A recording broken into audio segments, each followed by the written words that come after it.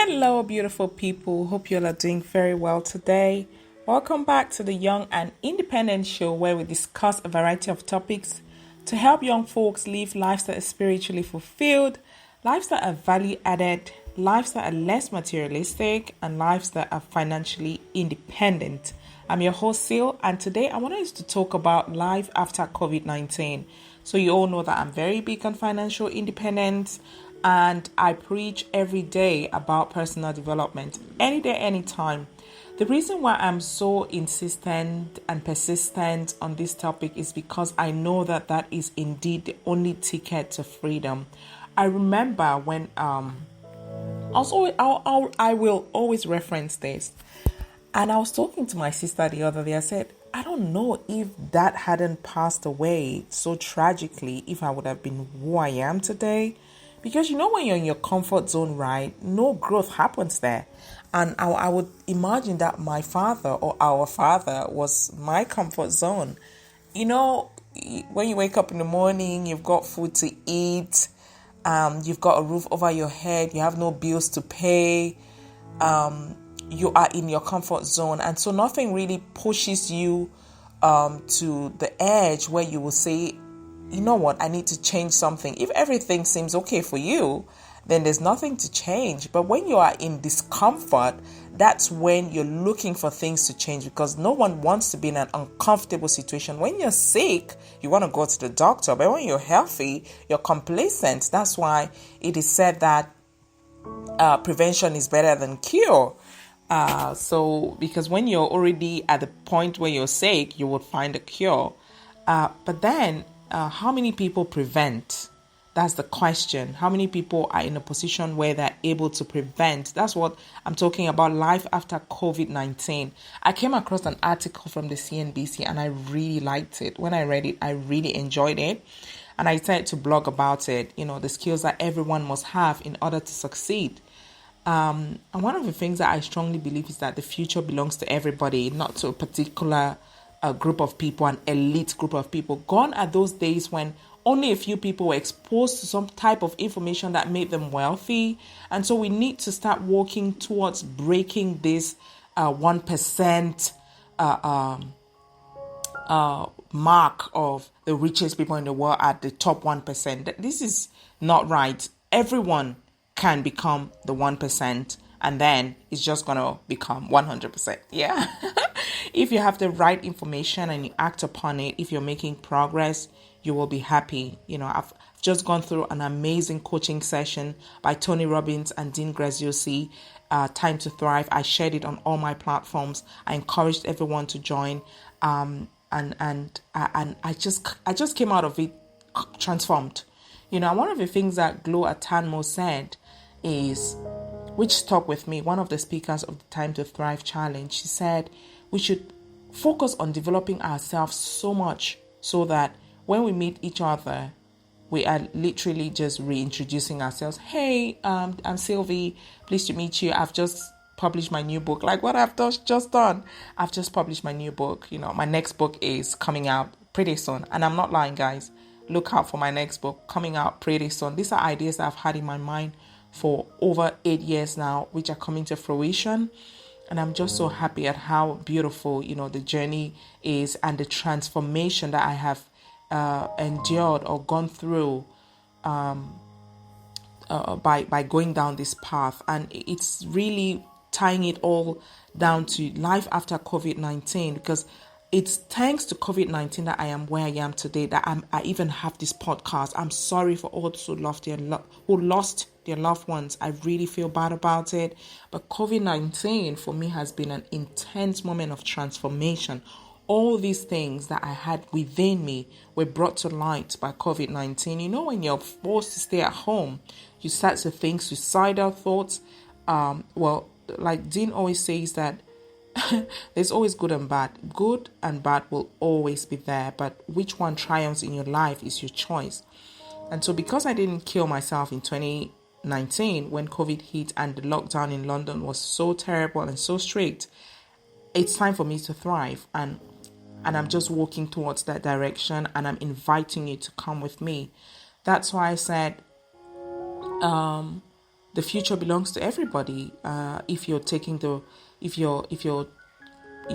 doing the right things, associating with the right people, especially those who are in the workforce. I'm not talking about children. Obviously, parents have to learn this and teach their dependents. But those who are already in the workforce, who are already adults, they have to know these things. While most people lost their jobs in 2019 and 2020 due to COVID-19, the Swiss Credit Suisse actually reported that so many people became millionaires around the world. What did they do differently? While the rest of the world was in pain, some people were laughing to the bank. I put a video on my Facebook group of this guy holding a bag, walking. I really like to watch that video. It's just it's so funny, and it just brightens my day, basically. Of this guy walking to the bank so joyfully and with such, catwalk and moves. I would call it walkette, as one of my young sisters from boarding school, Nyake, she told me that when I was in boarding school, I used to have a walkette. I didn't know that. So this guy had an amazing walkette with his bag, walking to the bank, and the tag of his video was, "When you walk into the bank at the end of the month." So these millionaires who came out of, or who were born by COVID-19, were walking to the bank just like that guy was. And I think that there's no such thing as luck, and that the luckiest people in the world are those who prepare themselves for the right opportunities. And this is what this podcast today is about. I just want to highlight a few things that you should know. If you don't know these things, if you don't read enough, I'm crazy about information. I'm just gulping everything down. I'm just out there looking, I'm just constantly adding value to my knowledge, to my life, to those around me. And I'm so glad that you're sticking around with me and you're able to listen to this podcast and you're able to get some of this information in the most diluted format possible. So I know that a lot of people don't really have the time to work, to read. The way I do, I work from home. So I've got, I would say, a little more time than those or a little more flexibility, not time. Because when you're working for someone, sometimes you are restricted. You can't really have access to your phone and stuff like that. But when you're working from home, it's all about self-discipline. And I'm working from home. One of the things I said in my book, How to Be an A+ Partner, Mom, and Entrepreneur. You should check it out, definitely. It's on Amazon and around the world. So, so what are the skills that are needed for a successful tomorrow? That's the big $1 million question. The first skill is cognitive flexibility. What that simply means is that your brain should have the capacity to adapt very speedily. What does that mean? So I don't know if you're aware that robots are actually going to replace humans in industries like hotels. So when you go to check in, I've worked in a hotel before in London, in a really popular big hotel as a team member. When I was doing my MBA out, that was my part-time job. I was working as a team member front of house.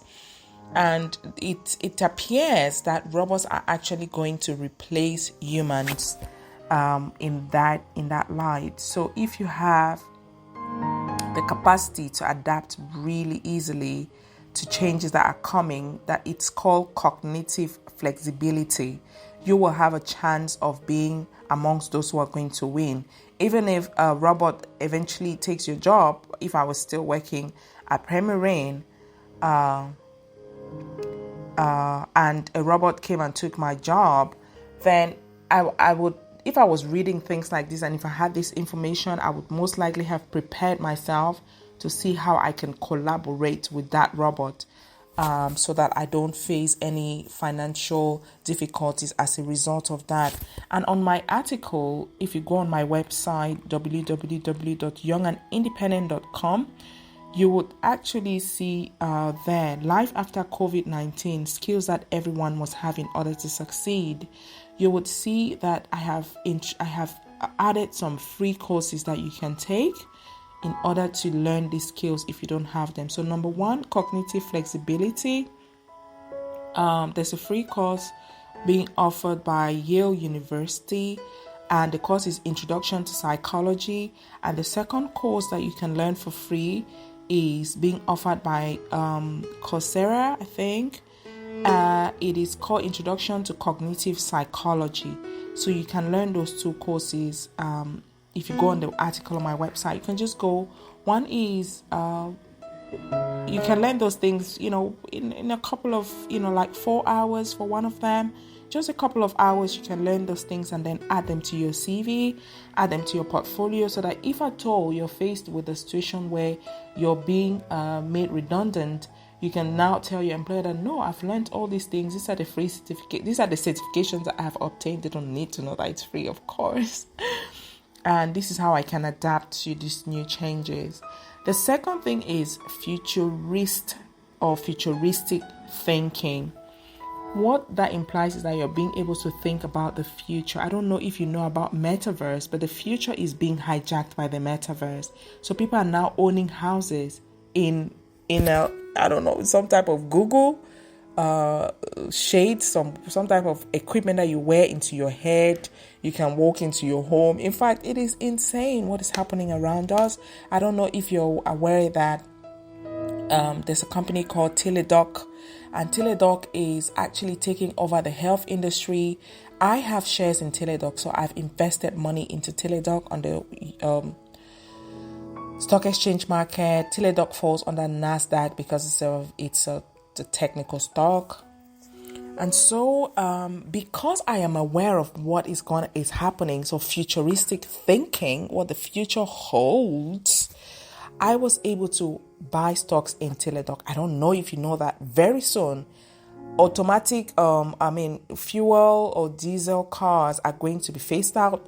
The UK says 2030 or 2050, something like that. Everyone is going to have rechargeable vehicle.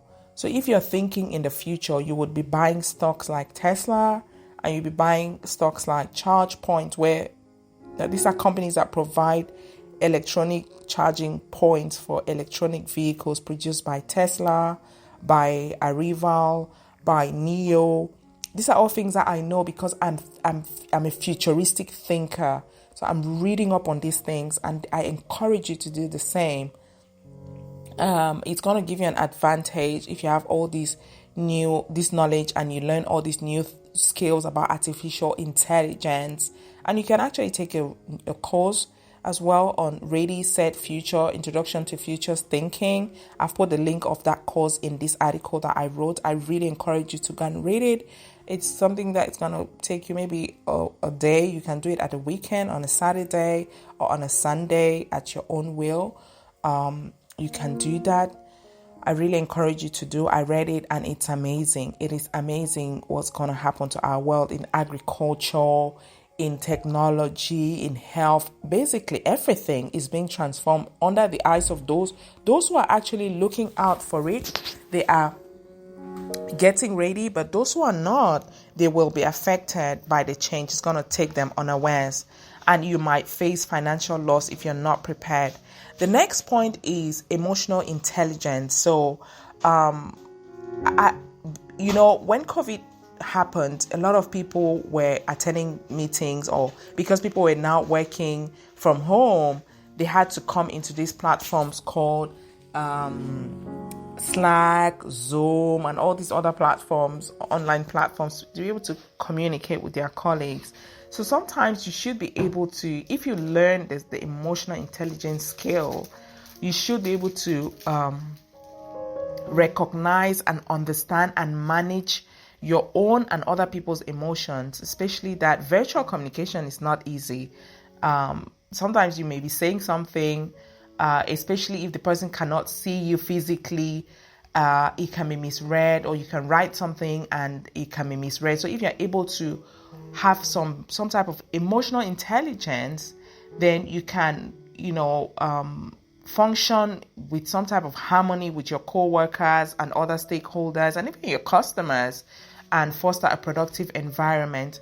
People who have this skill will have an advantage in the future, because the world is actually moving towards not the time that you spend at work or the CV that you have, but the task that you're able to accomplish. So if you're able to work in an environment where everyone is happy because you have emotional intelligence, soft skills, then you will be a winner for the future. The fourth one is leading courageously. This is a bit of a cliche one. It's not really about being a manager already. Managers are not the only leaders, but to be able to win in the future, one of the skills that will be very vital to have is the ability to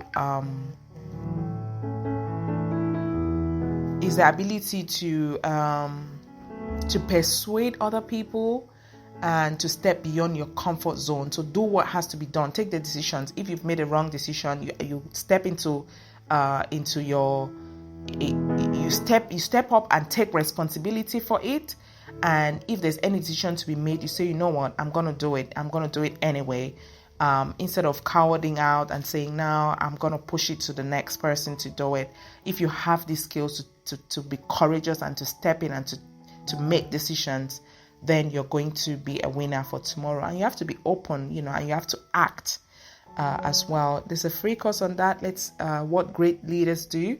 Again, go to the website article, check it out, and just bask yourself into all this knowledge and prepare for the future. There's no such thing as luck. Luck is opportunity that meets preparedness. So you want to do this. Don't procrastinate. The last but not the least point is interpersonal communication. It's just the ability to be able to interact, with other people at the workplace and reduce any type of confrontation. I don't know about you, but there are some people that at the workplace that are just so difficult to communicate with. Every time that you want to communicate with them, there's always some type of friction. It's like they're always ready to fight. These kind of people will not win in the future, for sure. But if you want to win in the future, you have to improve your communication skills. You have to be able to communicate with your peers in a way that is likable. You have to be sensitive to people's sentiments. You cannot say certain things to people. And some people don't understand that this is a very vital, it's a big skill to have. Some people just open their mouth and say anything. And if you're that kind of a person, no employer will want to keep you around. Why? Because they don't want to be conflict managing all the time. No one wants to do that. You're wasting their time and you're wasting productivity or productive time because your employer or HR is always trying to solve one issue or the other, which was gaslighted by your character. So you want to learn interpersonal communication skills if you want to win in the future. So those are the 5 skills that each and every one of us should have or should be working towards. If you don't have it, I've told you that there are free courses on this article which I wrote on my website www.youngandindependent.com. You should go and get it. Dedicate a weekend, I don't know, Saturday or Sunday, and give your best. Just sit down, get a notebook, go through the courses, learn as much as you can, answer the questions, get the free certifications, which you're going to give to your future employer for when the workplace becomes extremely competitive. I hope you enjoyed today's podcast. I'm not going to drag it on. I wish you the very best for the future. Like I said, the future belongs to everybody, not just a 1% elite.